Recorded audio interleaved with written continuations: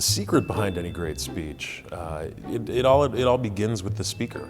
You know, having somebody who has that worldview, who knows what they want to say, who knows what story they want to tell. That's critical. I mean, a speechwriter can come up with something on their own, but it really needs to be a collaborative process with the person who's speaking.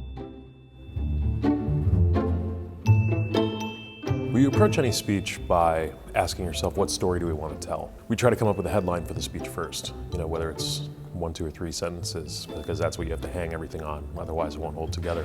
Tonight, I want to talk about what kind of future we're going to have and what kind of a nation we're going to be. One thing all great speeches have in common is that they're bigger than the place. They say something bigger than the moment. You know, something like Lincoln's Gettysburg Address. As he said, it wasn't just to consecrate the ground where soldiers gave their lives, it was to dedicate ourselves to making sure that a nation conceived in liberty could endure.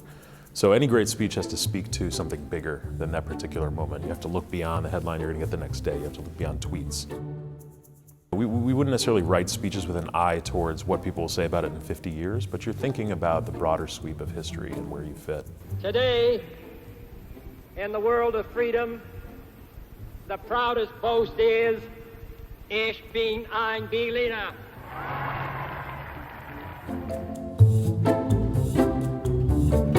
You know, other things that make a great speech are authenticity.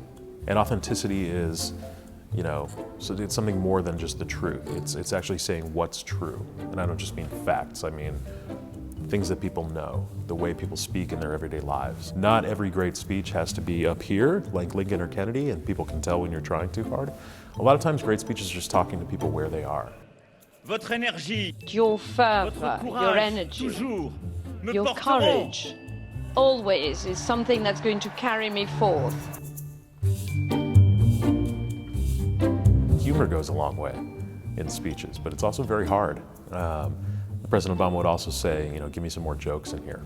Comedy's difficult. We were always very lucky that President Obama had a great sense of comic timing, and he knew it. But he was always good at telling jokes. He relished, you know, he'd always dig at himself first in a self-deprecating way, just to open it up so that he could dig on somebody else. I am told that the last 3 speakers here have been the Pope, Her Majesty the Queen, and Nelson Mandela, which is either a very high bar or the beginning of a very funny joke.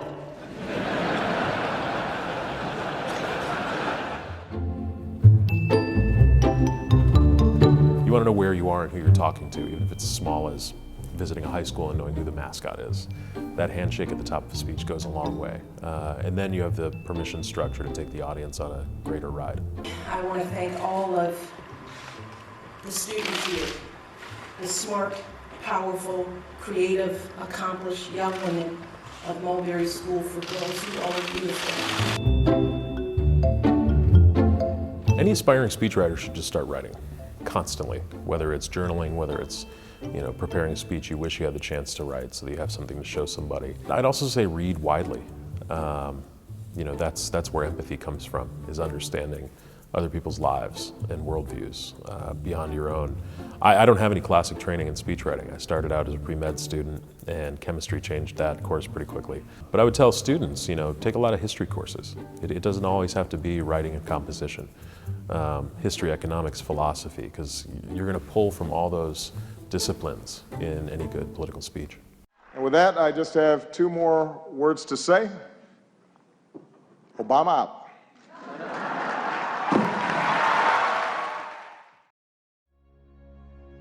Thanks for watching.